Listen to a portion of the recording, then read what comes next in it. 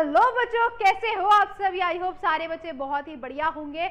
जैसा कि आप सभी लोगों को पता है, हमने स्टार्ट करी है आप लोगों के लिए रैपिड रिवीजन सीरीज, जिसमें हम हर एक चैप्टर को 15 से लेके 20 मिनट में आपको रिवाइज करवा रहे हैं। सारे कॉन्सेप्ट समझा रहे हैं, सारे क्वेश्चन समझा रहे हैं और सारे इंपॉर्टेंट क्वेश्चन है जो कि आपके एग्जाम में, चाहे आपका मिड टर्म हो, चाहे आपका यूटी हो, चाहे आपका बोर्ड एग्जाम हो, उसमें वो क्वेश्चन देखने को मिलेंगे ही मिलेंगे। ठीक है, और ये जो सीरीज है बेटा आपकी, चाहे आपका मैथ्स हो, चाहे आपका साइंस हो, चाहे आपका एसएसटी हो, तीनों के लिए ही चल रही है। सर आज बारी अपना मैथ्स में हिंदी मीडियम में चैप्टर नंबर 4 करने के बेटा, जिसका नाम है द्विघात समीकरण।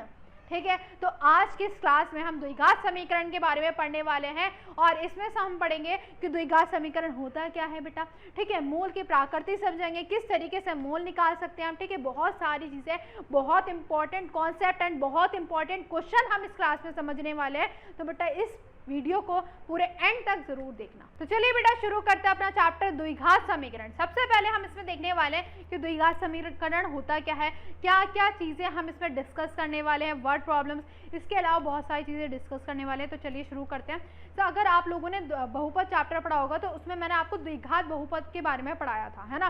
तो यहाँ पे भी सेम वही है, बस वहाँ पे बहुपद था, यहाँ पे क्या आ गई बेटा, समीकरण आ गई। अब कहने का मतलब क्या है मैम, देखो भाई द्विघात वो होता है जिसकी जो हाईएस्ट जो घात होती है, सबसे बड़ी जो घात होती है वो 2 होती है। तो हम किस तरीके से दिखता है ये द्विघात समीकरण, आओ दिखाती हूँ मैं आप लोगों को। देखो भाई, जो स्टैंडर्ड फॉर्म की अगर मैं बात करूँ, किसकी बात करूँ, स्टैंडर्ड फॉर्म की, तो मैम ये होता है ax² प्लस का bx और प्लस का c, दिस इज योर, और बराबर में 0 समीकरण है, तो बराबर में क्या हो जाएगा, 0 हो जाएगा। यहाँ पे a, b और c जो होता है बेटा वो संख्याएं होती हैं, क्या होती है, संख्याएं होती हैं। ठीक है, एंड अगर मैं x की बात करूँ तो बेटा क्या होता है, आपका चर होता है। ठीक है, this is your standard form. इसके अलावा एक और कंडीशन होती है कि मैम a जो है वो 0 नहीं होना चाहिए। a क्या नहीं होना चाहिए, 0। क्यों मैम, अगर मान लो बेटा a 0 हो गया और 0 की मल्टीप्लाई x² से हो गए तो बेटा x² ही नहीं रहेगा। अगर x² ही नहीं रहा मैम तो क्या वो द्विघात समीकरण कहलाएगा, बिल्कुल भी नहीं।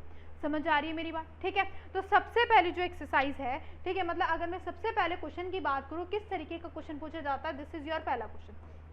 इसमें आपसे बोला जाता है कि जांच कीजिए भाई, ये जो आपको दे रखा है कि द्विघात समीकरण है या नहीं। ये क्वेश्चन बेटा बनता ही बनता है एमसीक्यू में, तो बहुत इंपॉर्टेंट है ये क्वेश्चन, इसको बिल्कुल ही मिस मत कर देना। किस तरीके से हम पहचानेंगे कि द्विघात समीकरण है या नहीं है, तो पहले तो आपको सॉल्व करना पड़ेगा।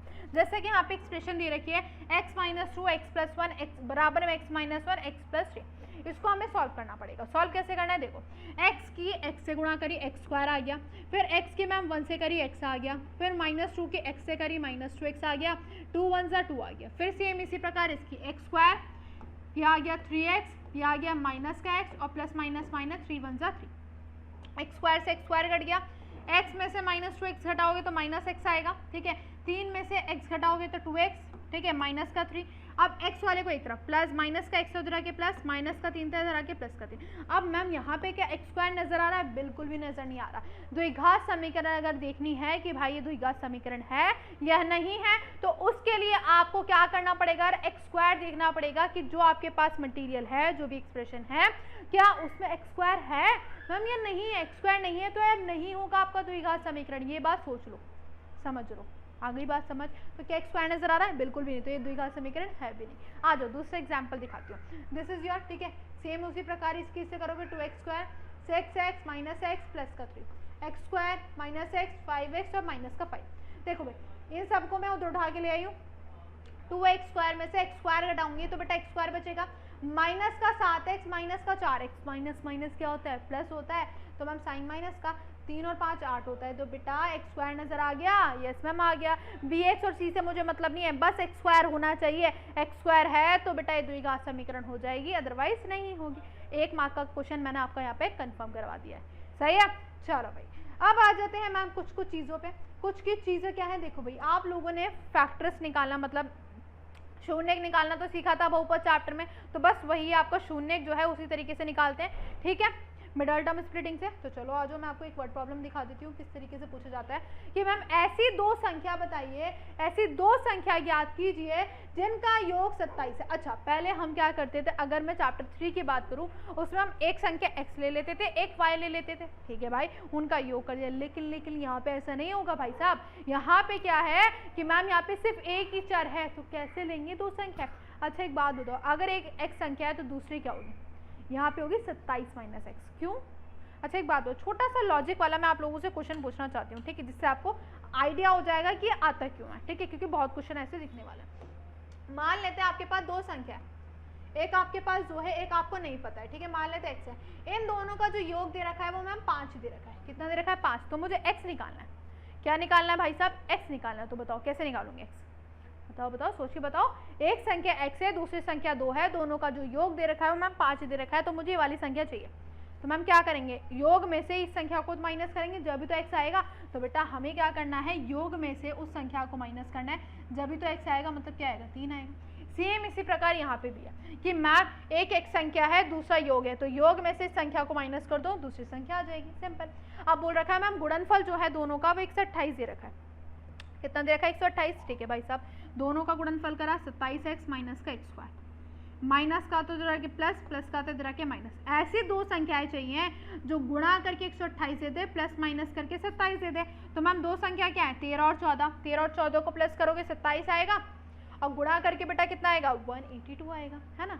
तो बेटा x माइनस निकाला यहाँ से, x माइनस 13, यहाँ से माइनस 14 निकाला। ये एक बात ध्यान से सुन लो, जब भी माइनस बाहर निकलता है माइनस वाला पद प्लस, प्लस वाला माइनस, क्योंकि हमें इन दोनों को सेम बनाना होता है। तो x माइनस 13, x माइनस 14 शून्य के बराबर करा। दो आपके पास संख्याएं आ गई हैं। अब दो आ गई तो क्या करें भैया? हमें संख्याएं चाहिए थी दोनों। तो बेटा अगर एक बार x की वैल्यू 14 रखे तो दूसरी कितनी आ गई? 13। और एक बार x की वैल्यू 13 रखी तो 14, मतलब ये दोनों पेयर आपके बन सकते हैं 13 14 13 14। बात करते हैं, ठीक है, सेम ही है। चलो भाई नेक्स्ट की तरफ आ जाते हैं। दो क्रमगात धनात्मक पूर्णांक, कॉन्जिक्यूटिव इवन नंबर्स। अच्छा कॉन्जिक्यूटिव पॉजिटिव नंबर्स, ठीक है, नॉट इवन।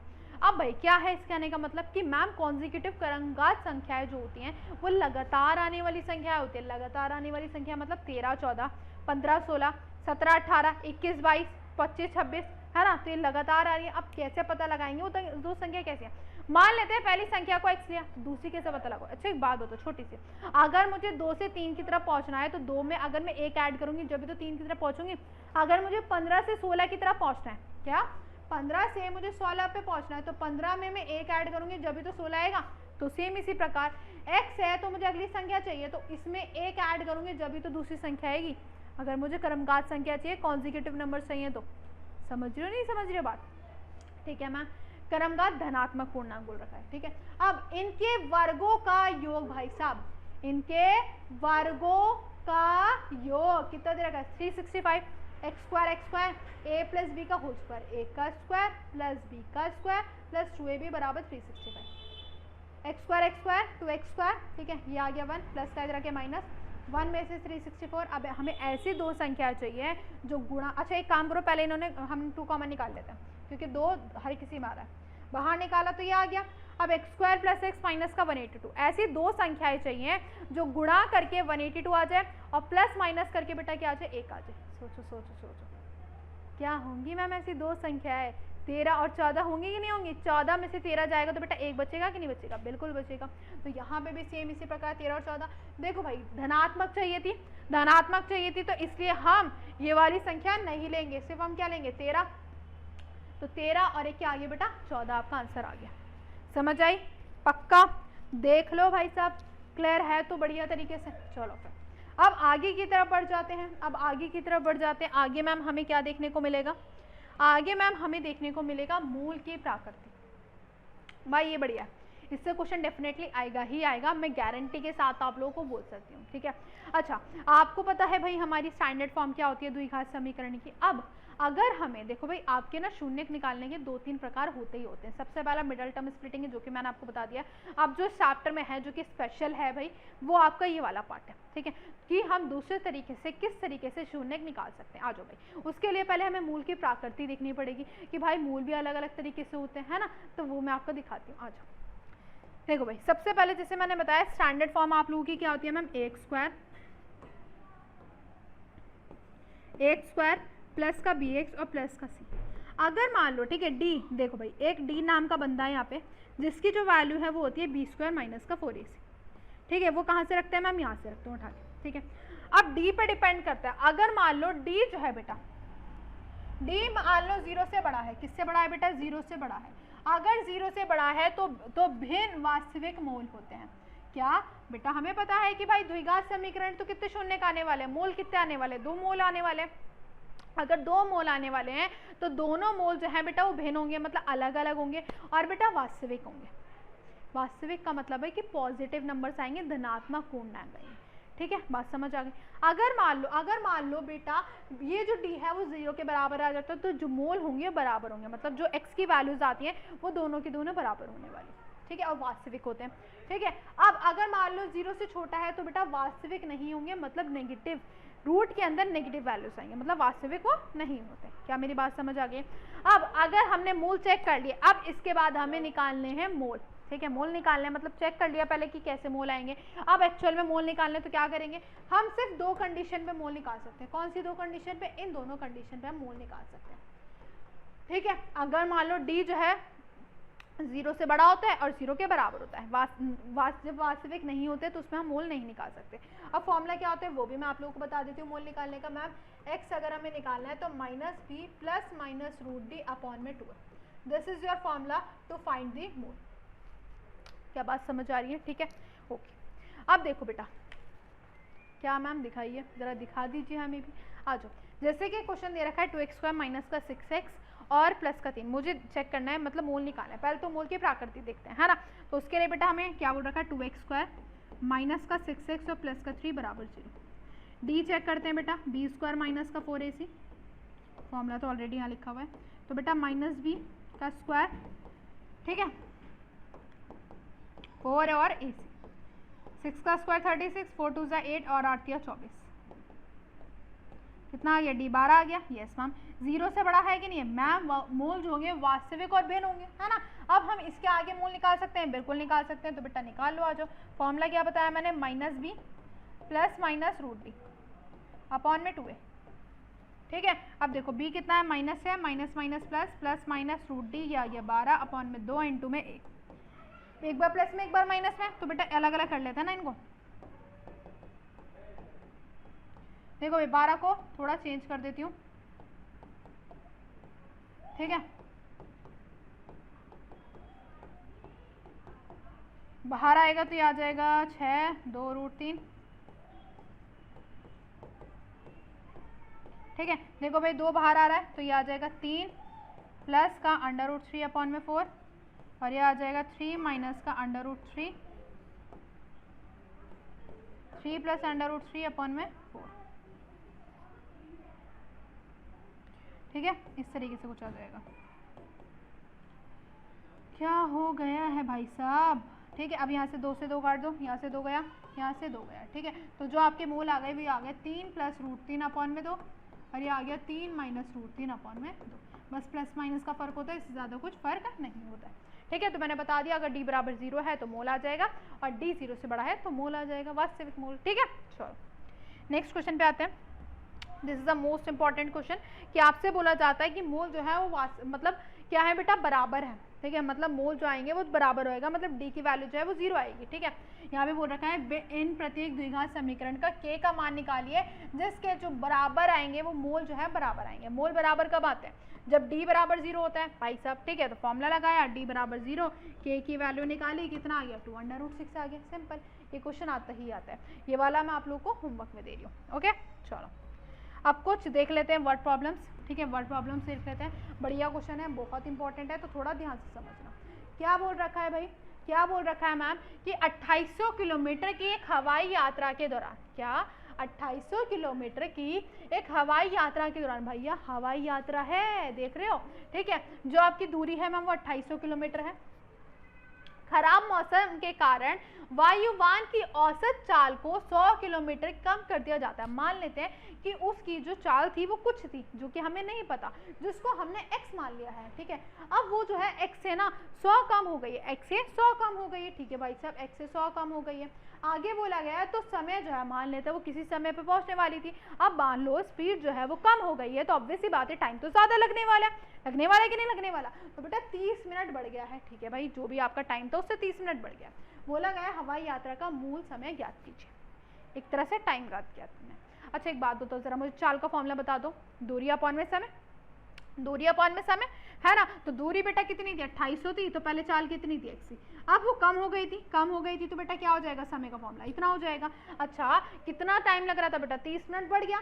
अच्छा ये मिनट में है और सब कुछ हमें आर में दे रखा है, घंटों में दे रखा है, तो इसको घंटों में करने के लिए 60 से क्या कर देते हैं डिवाइड कर देते हैं। तो बेटा मैंने डिवाइड कर दिया, ओके 1/2 आया। अब बोला गया था कि बेटा ये वाला जो है ये 30 मिनट बढ़ गया है किससे, इससे, तो बेटा 30 मिनट बढ़ा दिया है ना। फिर सॉल्व करके इसकी इससे गुणा, इसकी इससे गुणा, फिर इसकी इससे गुणा, सॉल्व करके काटम पीटी करी, इधर उधर ले जाया। फिर बेटा ये आपके पास क्वाड्रेटिक द्विघात समीकरण बन गई है। इसकी आपको जीरोस निकालना आपकी जिम्मेदारी है। मैं आपको बता देती हूँ क्या क्या आ सकते हैं, 700 और 800 आ सकते हैं, ठीक है। मतलब गुणा करके हमें ये चाहिए, प्लस माइनस करके 100 चाहिए, तो 700 में से 800 गए तो बेटा 100 बचेंगे, गुणा करोगे तो इतना आ जाएगा। क्या मेरी बात समझ आ रही है। तो बेटा ये क्वेश्चन जो है मोस्ट इंपॉर्टेंट है, जरा मार्क कर लेना, ठीक है, मार्क कर लेना, मार्क कर लेना, मार्क कर लेना, ठीक भाई साहब। चलो नेक्स्ट क्वेश्चन की तरफ बढ़ते हैं, जो कि आपका व्यक्ति की आयु पे है, ठीक है। एक व्यक्ति की आयु अपने बेटे की आयु के वर्ग के दुगनी है। सबसे पहले बेटे की आयु को हमने x मान लिया है। अब आदमी की जो आयु है वो क्या बोल रहा है, अपने बेटे की आयु के वर्ग के दुगनी है। भाई वर्ग भी हो रहा है और मैम क्या हो रहा है, दुगनी भी हो रही है। क्या बात समझ आई है, ठीक है। फिर क्या बोला गया है मैम, 8 वर्ष पश्चात, भैया ये दोनों आयु आ गई है, तो 8 वर्ष पश्चात बेटे की जो आयु है वो मैम बाप के आयु के 3 गुना है और 4 वर्ष अधिक है। इसके आयु के 3 गुना है और 4 वर्ष अधिक भी है भाई साहब, ठीक है। फिर इसको सॉल्व कर दो, ये आ जाएगा 3x 8 या 24, ये आ जाएगा कितना 28 प्लस का 28 इधर आके माइनस 2x स्क्वायर, 28 में से ये गया 20 आ गया। फिर आपको वही जीरोस निकाल देना, ये आपकी जिम्मेदारी। समझ रहे हो कि नहीं समझ रहे हो। चलो भाई आगे बढ़ते हैं। अब है बेटा भिन्न और हर पे क्या बोल रखा है, एक भिन्न का हर अंश के दुगना है। चलो भैया अंश को x मान लिया है, तो बेटा हर ऊपर क्या होता है, अंश बटे हर होता है कि नहीं होता, बिल्कुल होता है, ठीक है मैम। अंश x है तो बोला गया है कि जो आपका हर है वो अंश के दुगना है, अंश के दुगना है और बेटा एक अधिक है। फिर बोला गया इसका क्या कर दिया गया, व्युत्क्रम कर दिया गया, मतलब उल्टा रेसिप्रोकल। इसका रेसिप्रोकल करने के बाद इन दोनों का जो योग है वो इसके बराबर आ गया। किसके बराबर, इसके बराबर। भाई मिक्स फ्रैक्शन तो सॉल्व करना आता होगा कि नहीं आता होगा, नहीं आता, चलो मैं दिखाती हूँ। 16 है, ये आगे 21, इन दोनों की गुणा करते हैं, फिर इससे प्लस कर देते हैं, नीचे 21 आएगा, इसकी इससे गुणा करिए कितना है 42 और प्लस का 16, ठीक है। तो बेटा कितना आ गया 58/21। फिर गुणा कर दो, गुणा कर दो, इसकी x स्क्वायर, ठीक है। फिर इसकी इससे करी तो बेटा ये सारा माल आ गया 2x और 2x 4x, फिर इसकी इससे कर दो, इसकी इससे कर दो, गुणा करके सॉल्व कर देना, आपका आंसर आ जाएगा, ठीक है। तो ये था बेटा आपका द्विघात समीकरण, ठीक है। आई होप क्लियर हो गया होगा। तो आई होप आप लोगों को सारे ही क्वेश्चन, सारे ही कॉन्सेप्ट समझ आ गए होंगे, ठीक है। अगर कोई भी दिक्कत है तो आप कमेंट सेक्शन में बता सकते हैं, ओके। तो बेटा अब आप लोगों की बारी है बेटा, जो कि आप सभी लोगों को बताया मैंने सारे कॉन्सेप्ट करवा दिए हैं। अब आप लोगों को और ज़्यादा क्वेश्चन प्रैक्टिस करने की ज़रूरत है और ज़्यादा बेटा मेहनत करने की ज़रूरत है, ताकि आपका अभी ये जो लेवल इतना है ये यहाँ से यहाँ तक पहुँच सके। और इसके लिए आपको करना क्या पड़ेगा, इसके लिए आपको करना पड़ेगा क्वेश्चन बहुत सारे भर के प्रैक्टिस। और वो कहाँ से करें बेटा, वो आप करेंगे क्वेश्चन बैंक से। कैल्विन का एक क्वेश्चन बैंक है जो कि सिर्फ 99 रुपीज़ का है, उसमें आपको मैथ, साइंस, हिस्ट्री सब कुछ मिल जाएगा। और उसमें हमने करवा क्या रखा है, सबसे पहली बात तो क्वेश्चन तो है ही, उसमें आपको वीडियो सॉल्यूशन मिलेगा, हम उसको खुद से सॉल्व करवा रहे होंगे, ठीक है, विद शॉर्ट ट्रिक। आपको उसमें सब कुछ मिलेगा, चाहे आपका MCQ, चाहे आपका 2 मार्क हो, चाहे आपका 3 मार्क हो, चाहे आपका 5 मार्क हो, चाहे आपकी केस स्टडी हो।